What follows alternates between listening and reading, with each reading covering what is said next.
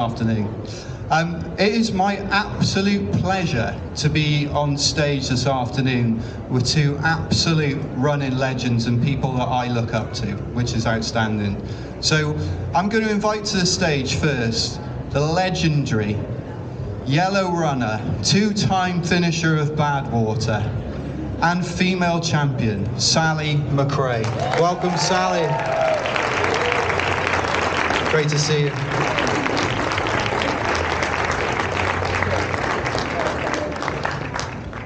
And also, we have the 11-time runner of the Badwater Ultramarathon in Death Valley and former male champion. And he's someone I looked up to, and actually he inspired me to want to go and run Badwater. And he is an absolute legend, the one and only legendary Dean Karnazes. Good to see you, man.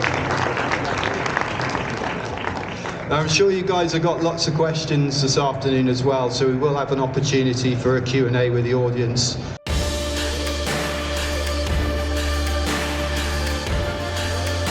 But I'm going to kick things off. Now, I've only run Badwater once. I'm a pale Welshman, and you two are just absolute legends, so I feel very fortunate to be up here with you guys, so thank you.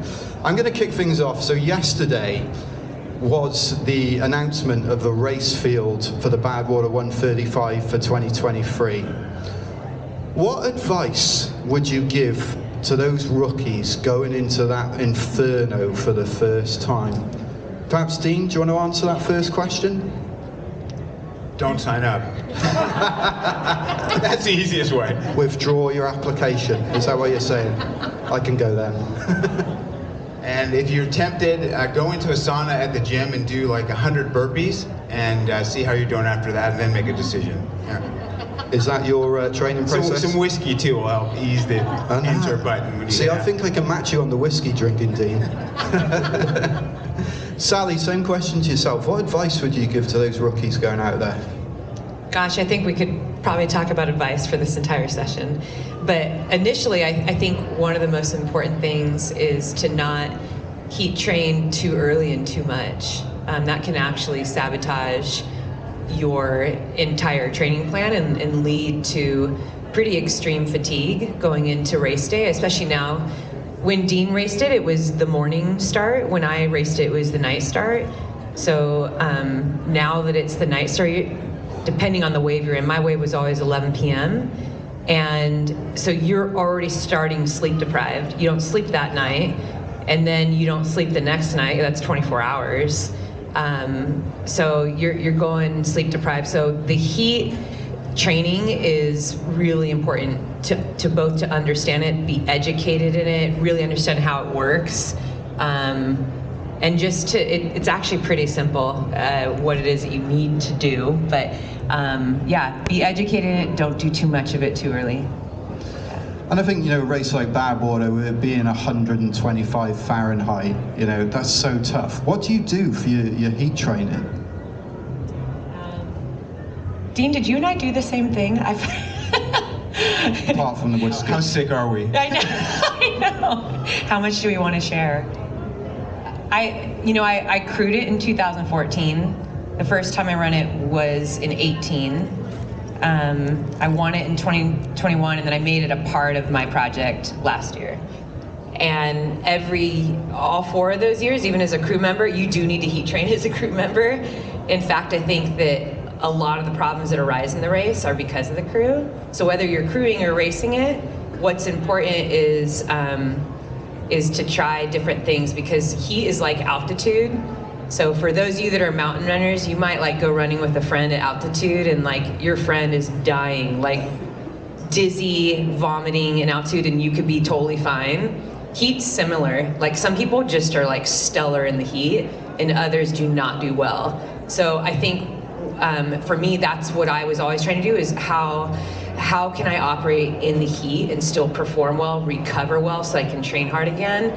So in 2021, when I won it, that was probably my best year heat training, because I was doing a science experiment on myself, because even a lot of the science that's out there on heat training, it's we put 8 guys on a bike for 90 minutes in a controlled setting at 100 degrees. I'm like, yeah, there's not anything about anyone for like 25 hours and 128 Fahrenheit running fully exposed. Like, there's nothing out there. Like, there's only a little over 1,000 people that have ever completed Badwater. And so everyone that goes out there essentially has an opportunity to create an experiment on themselves. And I love science, but until science knows my name, I'm gonna keep trying different things that work for me and just follow along the things we know to do. So like, I know I need electrolytes, I know I need to drink, but there's big drinkers and there's like small drinkers. Like, I can get in so much more fluid than someone else. Like, I can get in 2 liters just fine in like half an hour. I sweat like a horse. And so the first year that I did it, that's why I had a bad race, is because I wasn't aware of that. Like, I just have different balances in electrolytes and fluids. So in 2021, I sought out different temperatures. So I live only 3 hours from the race course, and so I would find out where 105 Fahrenheit was, and I'd go stay there for like 3 days, and I would take notes about my pace, how much I could eat, how much like water I was drinking per hour. And then like the following week, I'd go and find like 110 Fahrenheit. Then I'd go out to the race course where it was like 120, and I'd take notes on myself about what I was eating and drinking in there, because the race, when it comes down to it, is like a big part of it is your nutrition, electrolytes. It's why people have trouble, and it's why people do well if you can nail that. So when I was in the middle of the race, like the things I was telling my crew was how hot it is. Tell me the temperature. I know the pace that I can run. I know exactly what I can eat, and I know exactly how to move in this particular temperature. So they're yelling out at me, dude, it's dry. It's like, it's gone up. We're at 115 now. I know at 115, I'm not eating pizza at 115. Like, I'm eating like flavorless, carb, water, basically. Vitargo is what I would use. And so the more extreme it was, I was having like minimal stuff that I could taste, and I could keep that down. So I think just being a student always,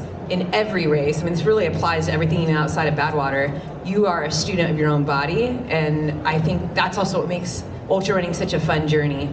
It becomes yours, and even the best in the world can never perfect it, because every course is different, every climate is different, and I think that's what keeps us coming back to it. You discover so much about yourself. So it's a great answer. Thanks, Sally. I really appreciate that. Can we digress just a bit? Yeah, go for it. Does everyone know what the Badwater Ultramarathon is, just to begin with?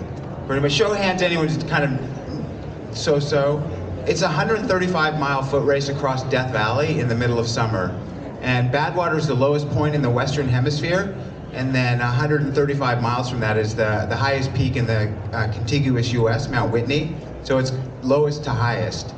And it gets kind of warm out there in the middle of summer in the Badwater Ultramarathon. So how do I train? I live in San Francisco, and I don't know if you heard the Mark Twain quote, the coldest winter he ever spent was summer in San Francisco. So it doesn't get that cold, that warm in San Francisco. So I would put on my big puffy, ski parka, my North Face puffy jacket, and I'd go run into this place called Marin County in the middle of summer. I'd be running in a ski parka. I also would go into the sauna at the gym and do sets of push-ups and sit-ups and burpees. So that's kind of how he trained. The race, as Sally spoke to, is different when I did it, because we started in the morning. So we were going through the areas that the racers now pass through in the middle of the night.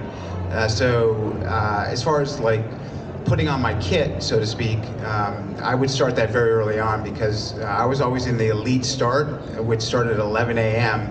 and it kind of puts you right in the inferno at midday sun. Yeah. And you can see there's some photos over here. That's the middle photo is, I think that's the Badwater maybe in 07 or 08 start. And then the left tell is... by the shoes.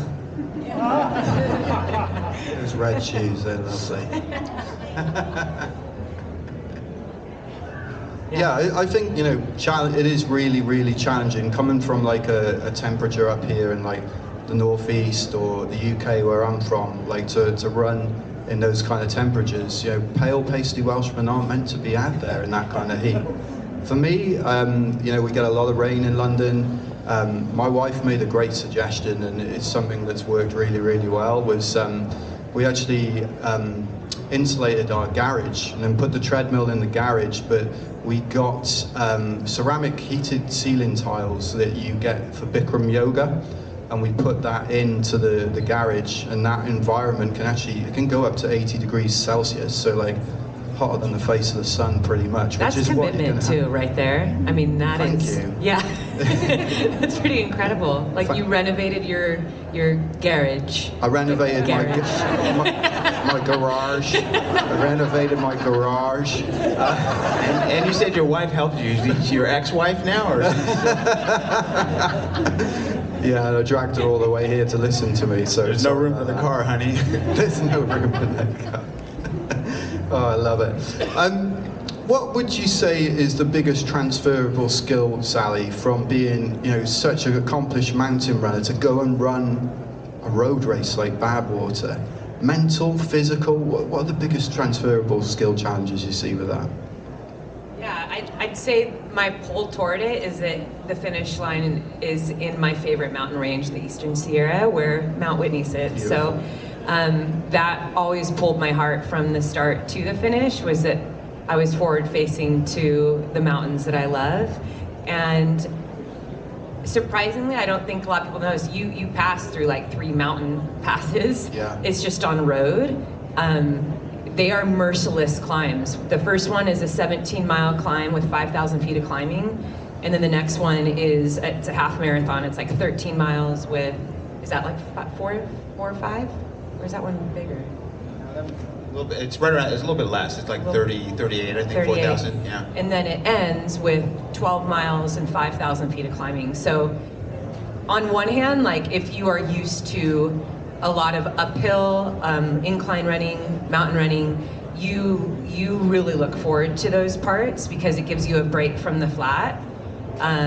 Flat for a long time can actually be pretty painful because you don't get a break from the positioning of that body. It isn't the cement that beats you up, it's like someone punching you over and over again in your bicep, and you're just like, dude, can you punch me somewhere else? Like you want to be hit somewhere else. So like trail running, that's why it just feels better. Like you're always moving in different directions. You're leaning in, moving side to side. So you're actually giving your body a break from relentless pounding. Like I always think that road marathons are way more painful than a 50-mile trail race.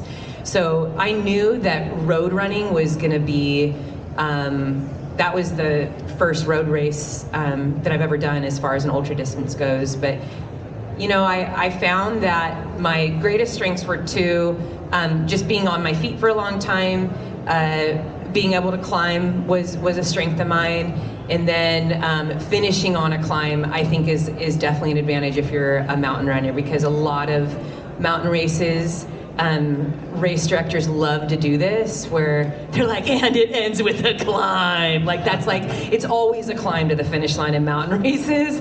And so I felt like, dude, yes, like Badwater just like ends in like the best way, but you climb up toward Mount Whitney. So on the other side of it is the course itself represents so much beauty, and I love using running as a parallel to my life. That's kind of how I exist, like in the running community, and just how I use my platform is, I always say I'm talking about running, but I'm actually never talking about running. I'm talking about life, and I have felt that's like my favorite way to connect with people, because if you can take what you learn in running and you apply it to your life, you start to understand that you are so much stronger than you think you are, and that the running is the opportunity to grow in a very gracious way. But sometimes things in life don't allow that same grace, like when you're in a storm or something that's really just rough and a challenge in your life. And I think that, the race that you sign up for, that you pay for, it's your opportunity to learn how to work through the challenges that are in real life. And the Badwater course, it starts at the lowest point in the United States, and historically that race, it was actually, you end at the top of Mount Whitney. When the guys that pioneered it, that's how it went. You went from the lowest to low to the highest to high, and you were fully exposed, and you crossed through all these mountain passes, and when you're out there you feel all alone, and you feel like you're running on the moon, and it feels insane that you're trying to get to this mountain. And so the first year that I ran it, like I literally just fell in love with it. And I've spent so much time out there just training, but I have like a deep love just for the course, like far outside the race. Like I love to be out there in that desert, but there's always a point somewhere that I hit in the race where it's very difficult, and I realize like, wow, this is like probably like the most true parallel to my life, where you hit those lowest points and you have to keep going, and we hit points in our life where we feel vulnerable and we feel totally exposed, and it just doesn't end. I think for people that do Badwater, no matter how heat trained you are, everyone hits some type of heat exhaustion at one point. It's just a really relentless heat that never ends, and there's no shade. And I think then to end on this climb on one of the most beautiful mountain ranges in the world, like it's worth it. Like getting to that finish line, and there's certain points halfway, I think it's actually like mile like 80-ish, where you can look back across the entire Panamint Springs Valley and you can see the mountain that you would overcome, and beyond that mountain was where the start line is. And every year that I do it, I always have the same pacer with me. It's Colin Cooley, and every single year he always says, Sally, hold on, look back, look at how far you've come. And we look back across this valley. It's the hottest point, Panamint Springs, and like the heat's just like rising off the road. It's making all the white lines all squiggly, and then you see the mountain beyond that, and it's like, that's so weird that we went that far. It doesn't feel like it, but I think that's just like why I love the course so much, and I think I'll always be drawn, to that area. And yeah, I know when I announced it in 2018, everyone was like, what? Mountain runner doing this race? But I'm really glad I did. Great answer as well. Thank you, Sally. Dean, I've got a question for you, actually. I'm really interested to know this. So when you did your first Badwater, it was a tough experience. Like, how did you evolve your approach to then later go and run 10 Badwaters and win the race? Like, how did you change from that very first attempt to being so successful in the other 10 events? Well, I never say I won the race. I say I survived the fastest. But it was, when I did it the first time, it was 1995, so it was very much a different experience than the race today. There was no support. I had my dad. I had one crew member in a car that the air conditioner broke, and there was no place to restock at all along the course, because now there's a place called Furnace Creek that's kind of open 24 hours for us. Stovepipe Wells at mile 41, Panamint Springs. You can kind of get gas, get all of that kind of thing, ice and so forth. When I went out there was none of that. So I had my dad and we had a styrofoam cooler. And I remember we were driving out to the start, and we stopped at Furnace Creek to get some ice. And someone had told us that block ice stays frozen longer, so get block ice. So I went in there, and there's a woman, and I said, she was watching this television, but the television, there was nothing playing, it was just static. I'm like, oh, okay. And I said, do you have block ice? And she's like, yep. And I said, well, how does it come? She's like, in blocks. And I said, what size? She said, they're pretty big. So we got a block of ice. And we go out there, and there's 24 people that started the race this year. And I didn't know what I was doing. I was running in board shorts, swim trunks, because I didn't know how to train. I didn't know what a training block was. And I started running and got real sick right out of the gate, and got to Furnace Creek, and there was water there. We were like, my poor dad, I didn't know where he was on the course half the time, but I had some water, and it was hot water, and then I looked up and it said non-potable water. It was at this gas station, and so I realized I drank Badwater. Literally. That's good, Dean.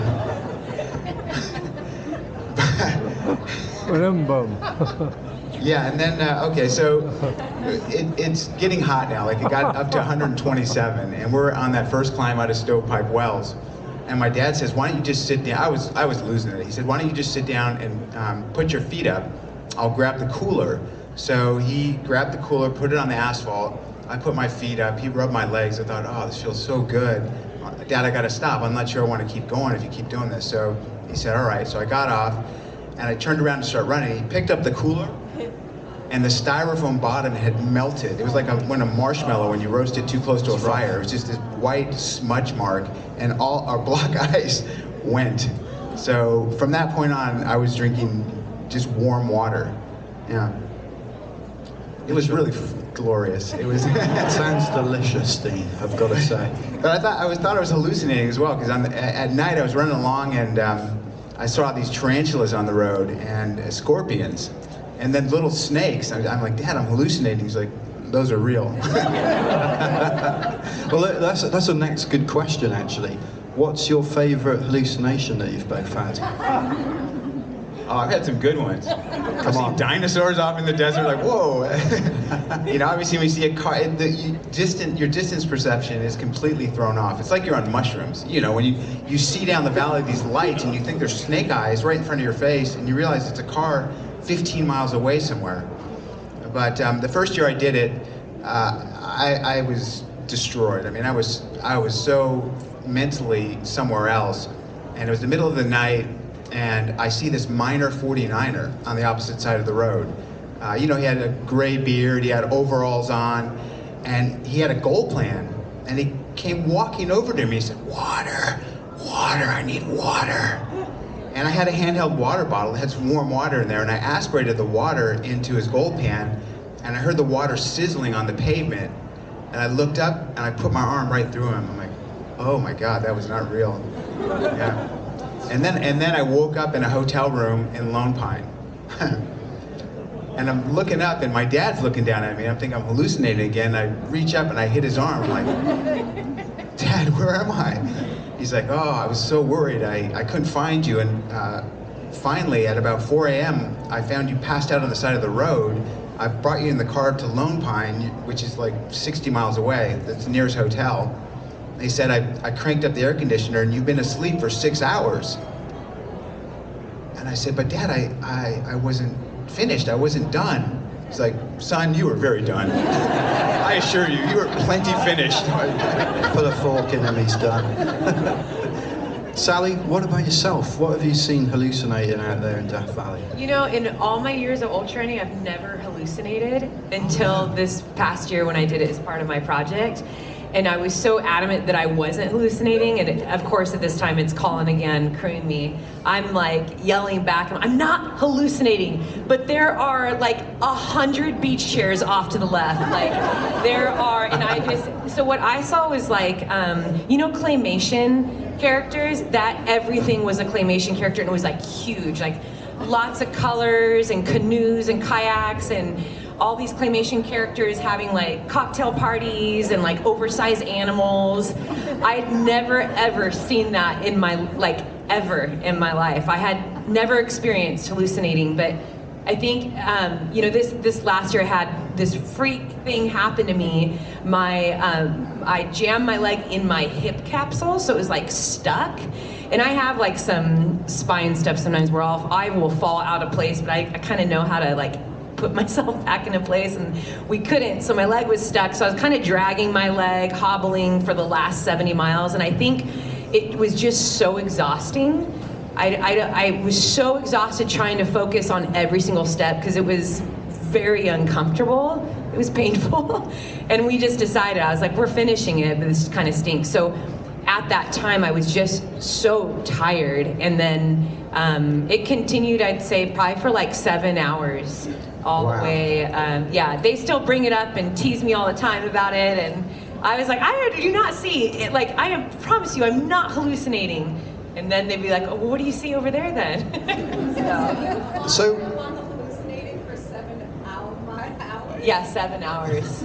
And my crew would have to shine their light on what I was seeing so that I wouldn't freak out. But then, this is so funny, Dean, that you brought that up, because I saw this rattlesnake in front of me, and I was like, dude, I'm totally hallucinating. And Colin's like, no, you're not! Like, that is a rattlesnake! Like, so we like, you know, we jump in the air, both of us, and I was like, alert the people behind us. So he goes running behind us, like, there's rattlesnakes on the street, so.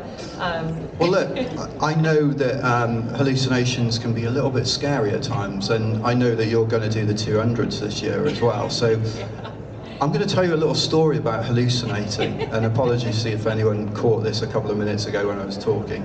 But back in 2019, I went to run the Moab 240 race over in Utah, which is a long race, you know, it's non-stop and can last up to kind of 80, 90 hours. And it was all going rather well. I got into the 200-mile aid station, middle of the night. I'd just been out, seen some cowboys out on the trail at 10,000 feet in -4. Nice guys. So I carried on. The crew said, "You're doing great. You're in 15th place." So I was like, "Jesus, I didn't expect I'd be in 15th place. Not a chance. I'll keep going." So they gave me some Red Bull, sent me on my way, and I got down to the very last aid station. And I got into that aid station. The crew, being ever attentive, said to me, they said, "You're still in 15th place." They were amazed. I was amazed. We couldn't believe it. Right, get his backpack as empty as possible. Take his jacket off. It's a glorious 20 miles to the finish. Get it done. So off we went out onto the trail. And after about a mile or so, I became lost and a bit confused. What was particularly traumatic about it was then I started getting chased by a witch, which is a little bit scary. So I obviously ran away from the witch. As I ran away from the witch, I fell over and I cut my knees and I cut my hands. It's now -4 again, and you know, there's people going past me.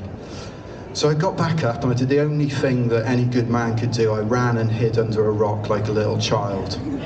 And as I was hiding behind that rock, I could hear the witch calling out saying, "Scott, Scott, where are you?" And the witch, I could hear her voice getting closer. I was terrified, started trying to build fire with my hands with the dirt. And eventually the witch came over and she put her head underneath that rock and she looked at me and went, "I'm not a witch, I'm your fucking wife." What did you do to our garage? The witch is in the audience if you want to give her a little wave as well. I think that probably leads on to a nice question as well, actually. You know, a race like Badwater, crew is so important. You know, you've been 11 times, Dean. Have you used the same crew each time? How do you select your crew? What's the deal with that for you? You know, here's an interesting statistic. More crew members end up in the hospital at Badwater than runners.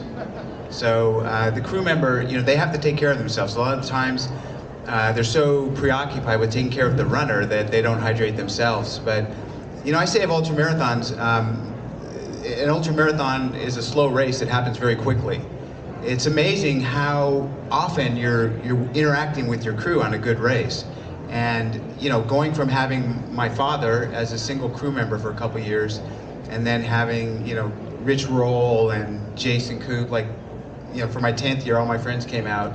That's and awesome. I started living vicariously through my crew because, you know, I've done it 10 times, and at a point, it doesn't become route, but it just adds another element of interest to see someone experience Death Valley for the first time. And Sally, you spoke of the magic and the mystique of Death Valley. Just to take someone out there and witness their awe, to me it's really enlivening. So I always try to choose crew that had never been to Death Valley before, but are, you know, pretty good runners. I agree with that. I think, you know, it's so important to have that adventure, but also to share it with the people and the friends around you, the family that you love. I think it's a really special thing and something that I really enjoy about ultra running. And Sally, what about you with your crew? Because Eddie's quite often on it as well. Does he play witch sometimes?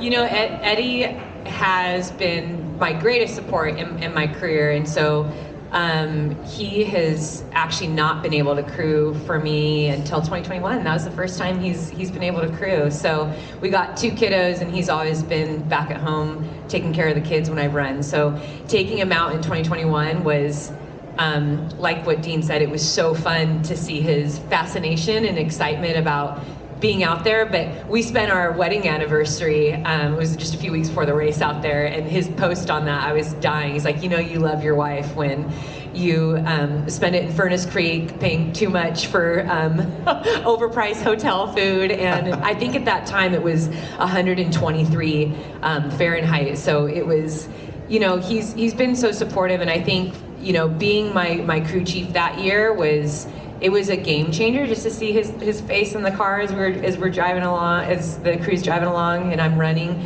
But I've always had Colin and Dave Daly have been my most consistent crew members. They were there in 18, 2021, and then 22. And then I had Sarah Tar the last 2 years, who's, she came out a lot to do for photography, but she's an incredible runner herself, so she came out as well. Awesome. And the key, though, to having a good crew is, one, you want them to like each other before going in. Like, they work hard, they know my personality, and they have experience in ultra, but they're also very selfless. Like, they understand the goal is to get to the finish line. It's not about how many miles I get in pacing, or like pacing my favorite part. You know, it's definitely it's a team effort, and I speak to them that way. It's, you know, we did this, we're crossing the finish line. Badwater is absolutely a team effort, and I even feel like that it's actually harder to crew, because you're just running. They're like, I mean, Eddie, whenever he crews, he never sleeps, but they are stressed out when things go wrong, and so they feel like, I need to find the solution. It's my fault if she's not moving well, or she doesn't have what she needs. And so there's a lot of stress that I think the crew can experience. And so communicating that beforehand is really important to having a good crew. I think you're absolutely right. I've crewed the race twice myself, and it is a very, very challenging thing to do. I think your point as well about crossing that finish line, it's as much their buckle as yours, you know. It's a team effort for sure.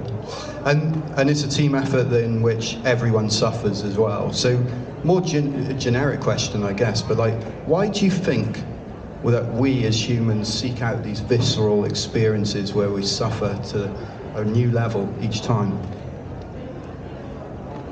You know, I think in Western society, we've gotten things a little bit twisted around. I think we thought that if we had every convenience, every comfort available to us, we'd be happy. And I think in a lot of ways, we're so comfortable, we're miserable. So introducing a struggle like this, something that is genuinely hard, something that genuinely scares you before you start, I think is life affirming. And, you know, just to be outside. I mean, Sally kind of spoke to this, just to be outside and watch the sunrise, you know, watch the sun pass through the sky, the sunset, watch the moon rise, and then watch the sunrise the next day. I mean, how many of you have done that recently? You go run an ultra marathon, you know, you're out there, and it's really, it's almost, it's spiritual. It really is. And I think it touches something deeper in us than our normal ho-hum daily life. I think that's a great answer, Dean. I 100% agree with you. I think you're right. You know, somewhere along the way, we as humans have mistaken comfort for happiness. And actually, some of my happiest moments are being out on the trail, wind and rain in your face, and just, you know, being back to what a human does, moving through the elements, for sure. And Sally, what about yourself? Why do you seek out these visceral experiences? You definitely learn about yourself. I have a natural just curiosity and a pull for discovery and adventure. I think that's why I also love, you know, the mountain sports, and then of course like Badwater. It's, you get to go on this adventure and you are guaranteed to have some excitement happen, you know, along the way. But I think that it's kind of just similar as to why we go out for long training runs, why we, you know, even, you know, road marathons, half marathons, you are able to put yourself in an experience where you are seeing and feeling out who you are in all of its rawness. And I think that ultra is, the further you go, the more kind of like sanded down and cut down you get. And when you have a crew that sees that, it's also why a lot of people find some of their best friends in ultra and in their crew members, because they see you at your lowest low, most raw moment, and they become these like extreme experiences. And I don't know if there's anything that can replicate these experiences in everyday life. That, you know, if you go out on a 5-hour training run with a friend, you talk like pretty much the entire time. When was the last time you went and had coffee with a friend for 5 hours? I mean, it's like, it actually becomes this gift of connection. And how great to go into the mountains where there's no cell phone reception. Well, we are so tied and focused on screens so much, like we're barely lifting our heads for a good portion of the day. So getting on the trails, having these moments, you are just all human.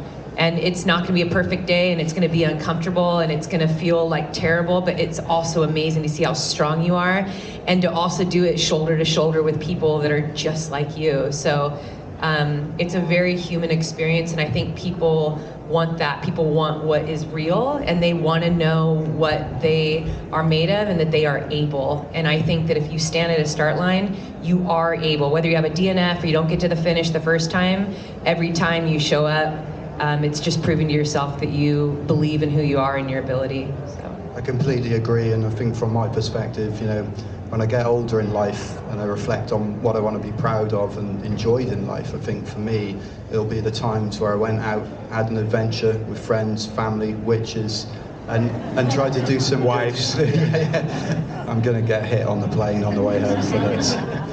And just did some good at the same time, for sure. So before we open up some questions, one word to describe Badwater from each of you. Sally? Beautiful.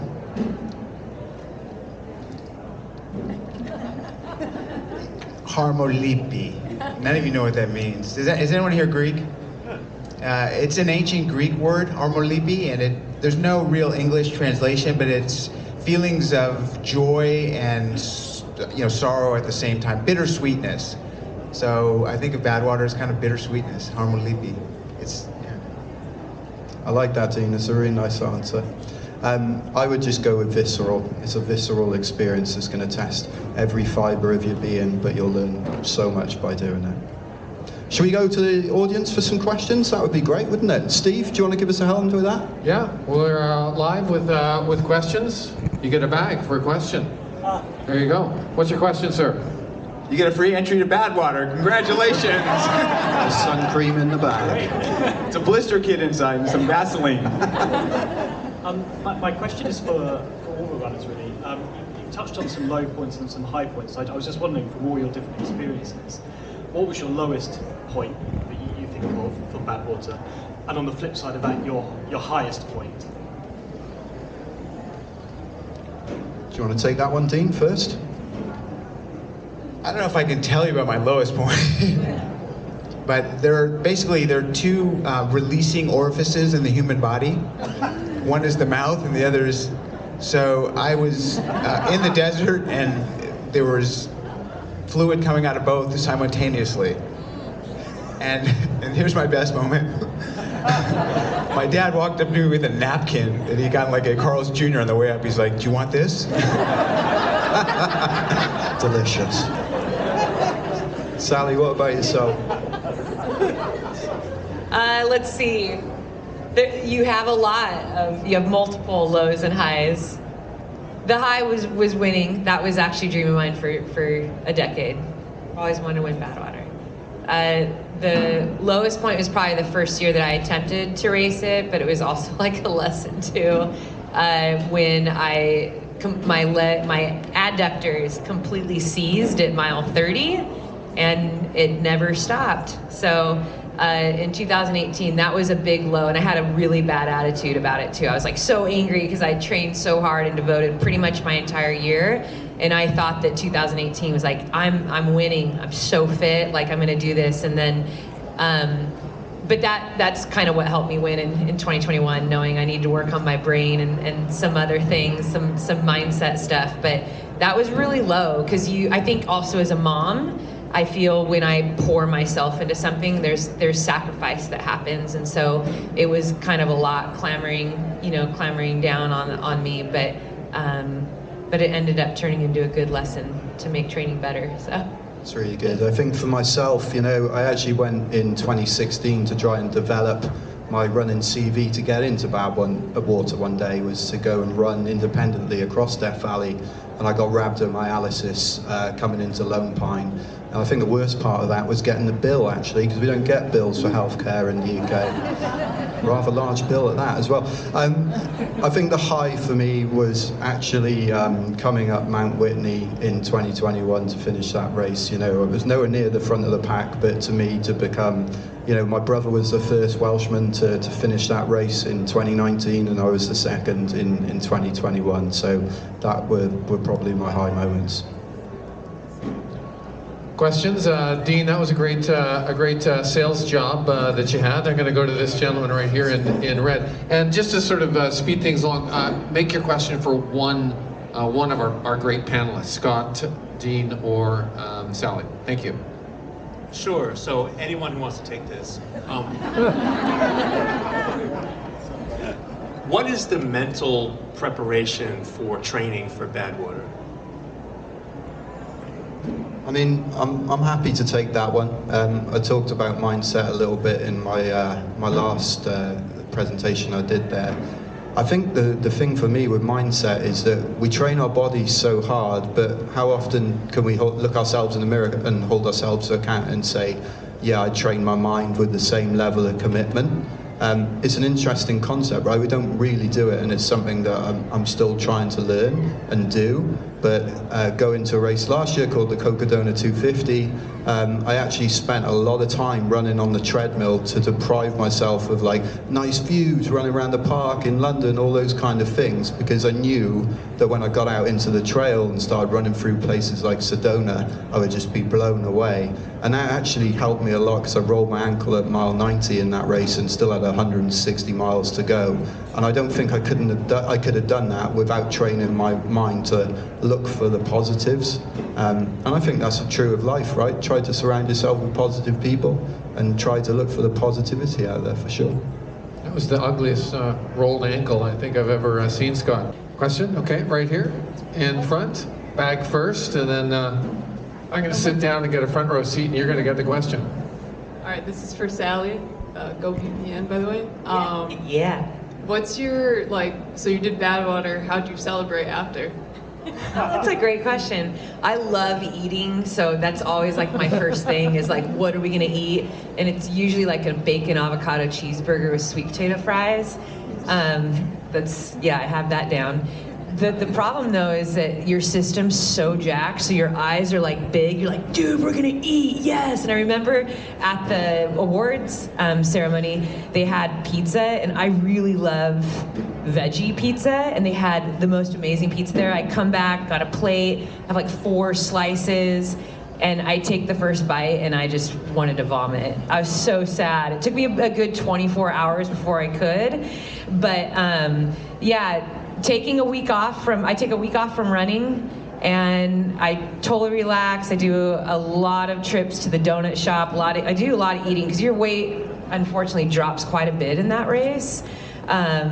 And so I have fun putting it back on, like right away, because I know the weight that I need to be at to be like healthy and strong and to keep training hard. So I usually lose about 10 pounds in that race.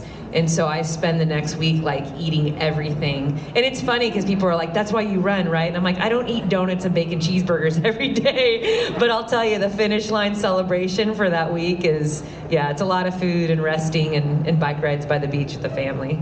So. You know, the first year I did the Badwater Ultra Marathon, when I got to the finish line, there was just one guy there. There's 24 people that started. I think there was like 16 that finished. And the guy was asleep on a cot. And he had a little bell, like a cowbell next to him. My dad's like, what do we do? I'm like, I don't know, ring the bell and I'll cross the finish line. So we ring the bell. He woke up. His name was Matt. Yeah.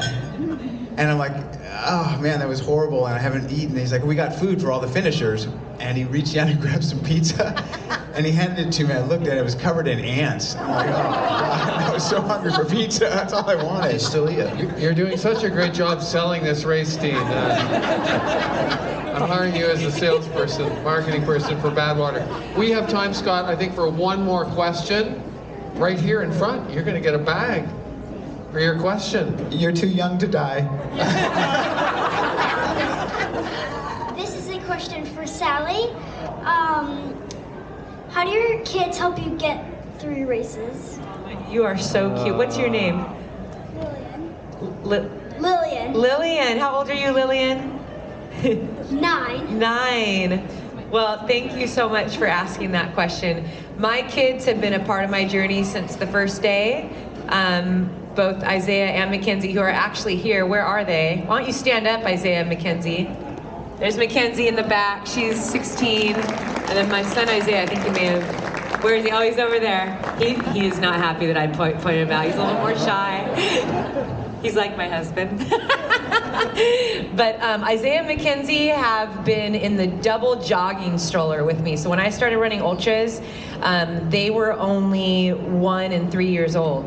And I would run in the morning for like 3 hours, 3 miles before they woke up. And then when they'd wake up, I'd put them in the jogging stroller and we'd try to do a run. They usually were like throwing their crackers out in their shoes, and we'd have to stop at every playground that we saw. So that run sucked. And then after they went to bed at night, then I would go and run too. But Isaiah, I have a video of Isaiah doing push-ups when he's 1. Because I used to do all our weight stuff in the garage. And Isaiah, we had these push-up handles, and I should post it actually. But he's walking around the garage and he's putting these things down. And he goes, and then he stands up and he puts them down again. So my kids have watched me train their entire lives, and they really don't know mom outside of that, outside of running and doing these races.